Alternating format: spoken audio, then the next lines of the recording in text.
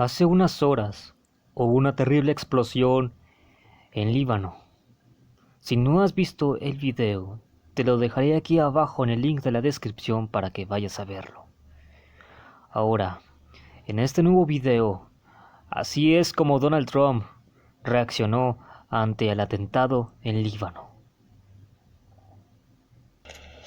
I now want to update you on the path forward having to do with the China virus. Before I do that, I want to give you some numbers, which are rather spectacular, that just came out.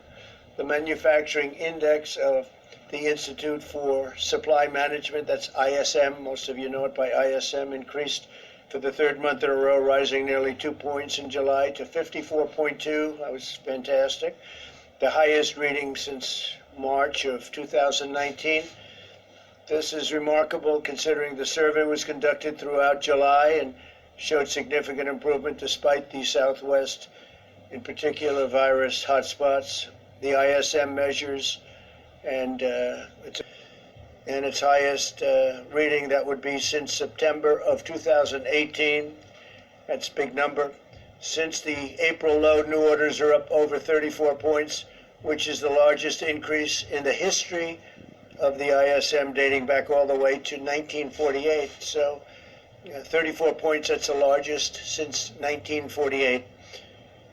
Similarly, the ISM's measure of production is up 35 points from its April low to a reading of 62.1, which is the largest 3-month gain in over 70 years. That's some number. These were somewhat surprising, but I've been saying we're doing well, and those sales likewise are a key factor in the resurgence of manufacturing since the March low of 8.8 million units, with sales and all of the numbers that are going up stunningly. It's 65% increase since then to 14.5 million units, which is a massive number. The great strength and great news is really for states like, in particular, Michigan and Ohio, South Carolina, Pennsylvania, very good, Florida, a little bit. These are great numbers. Record-setting numbers. The strength in new car sales is also evident in the used car market, where soaring demand, literally soaring demand, is putting upward pressure on the used car prices. This is a leading indicator of the motor vehicle industry. The need to restock depleted shelves will further galvanize the factory sector, and we think very substantially based on the numbers. We're very happy with these numbers, and I think most people are anywhere from surprised to shocked by these numbers in a very positive way. Economy-wide inventories crashed at a near $320 billion annualized rate last quarter. A crash in that case means a good thing, not a bad thing. That's the largest drop ever on record, ever. Home builder sentiment likewise is soaring, as our new business applications are very strong. That just came out. The widely followed Atlanta Fed GDP, and that's something that they have just come out with now, forecasts the new data point and incorporates it into quarterly estimates. It looks like it's showing 20% annualized growth in the current quarter. So 20% in the current quarter, we'll take that all day long. Let's see if that's right. That's a projection. So we'll see if that's right. The Atlanta Fed, very respected. We're continuing to monitor in particular hotspots across the south, southwest, and the west. And we're seeing indications that our strong mitigation efforts are working very well, actually, especially to protect those who are most at risk, which has really been our primary focus for ever since we've gotten to understand this horrible plague that's been unleashed in our country by China.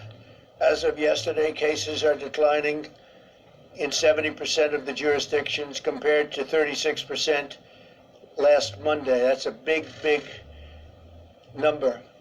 11 out of 13 states with the positive rate above 10% have seen a decline in daily cases since mid-July.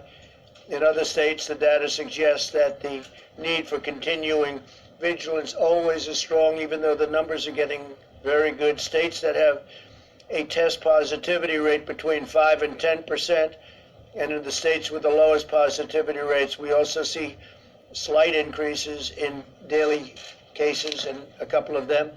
We must ensure that these states do not become new flare-ups, so we're watching them very, very closely. Fortunately, thanks to substantial improvements in treatment and the knowledge we have gained about the disease itself, the recent rise in cases has not been accompanied by a significant increase in deaths. The death, one is too much, one death, because this should have never happened to us. It should have been stopped very easily by China in Wuhan. Thanks to our major advances in treatment, we've seen vast improvements in recovery rates across all age groups. Compared to April, mortality rates are 8. We must continue to take extraordinary precautions to shield the elderly, and we're doing that. We're doing that at a level that we've never even dreamt possible, both with testing and with common sense. And those with underlying conditions, especially the elderly with the underlying, whether it's heart or diabetes, they seem to be the two most predominant conditions that cause tremendous problems, while allowing those at lowest risk to carefully return to work and to school.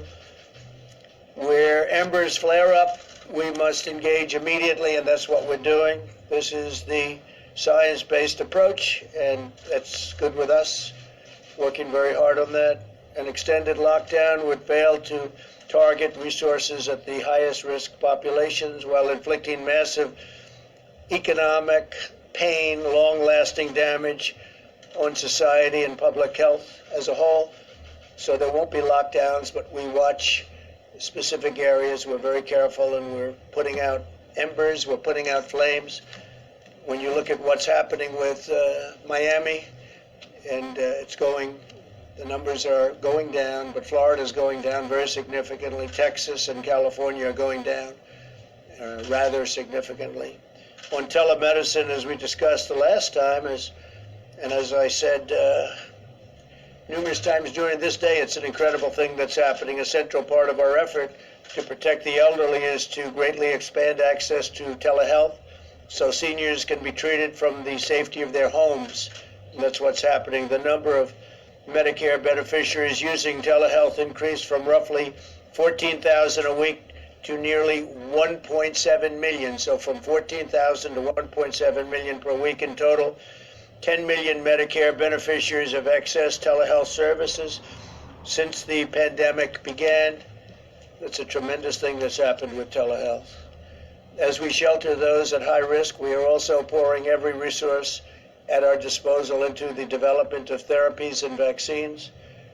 2 vaccine candidates are currently in the final stage of clinical trials, with several more vaccine candidates entering phase 3 in the coming weeks, and you've read and seen what's happened today. Today's news was very exciting. Through Operation Warp Speed, we're also mass producing all of the most promising vaccine candidates, and we're determined to have a vaccine very quickly. With it, we're going to have something very soon. We have great companies. These are among the greatest companies in the world.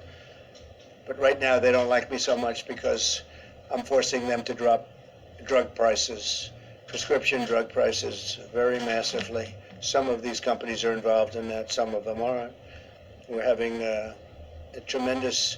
you'll see a tremendous drop in price. We're using favored nations. So long I've heard about how well middlemen are. They call them the middlemen. And they are very wealthy. Nobody even knows who they are, but they're very wealthy people. And we're doing rebates. We're doing purchases from other countries, like Canada, which buys drugs for much less money than the United States is allowed to under a very bad system. I don't call it archaic, I call it bad, because it's meant really for drug companies to get higher prices. But under the